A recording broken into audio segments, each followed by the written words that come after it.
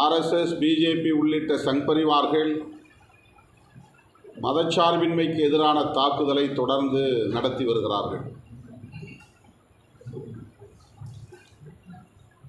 வெளிப்படையாக சொல்ல வேண்டுமானால் மதச்சார்பின்மை கோட்பாட்டுக்கு எதிரான யுத்தம்தான் அவர்கள் நடத்துகிற யுத்தம். அதற்கான உத்திகளுள் ஒன்றுதான் வெறுப்பு அரசியல். சிறுபான்மை சமூகத்தினருக்கு எதிரான, முஸ்லீம் மற்றும் கிறித்தவர் உள்ளிட்ட சிறுபான்மை சமூகத்தினருக்கு எதிரான வெறுப்பு அரசியலை ஒரு உத்தியாக கையாளுகிறார்கள். இந்துக்கள் பெரும்பான்மையாக உள்ளனர் என்கிற காரணத்தினால்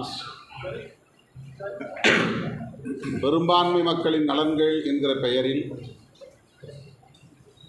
மதத்தின் அடிப்படையிலே இந்துக்களை அணிதிரட்டுவதற்காக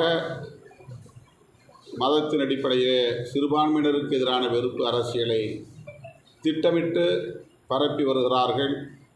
கடந்த 11 ஆண்டு கால ஆட்சியில் அந்த தாக்குதலில் ஆட்சி அதிகாரத்தையும் முழுமையாக பயன்படுத்தி வருகிறார்கள்.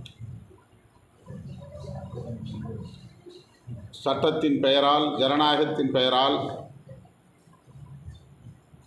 சட்டவிரோதமாக, அரசமைப்பு சட்ட விரோதமாக செயல்பட்டு வருகின்றனர்.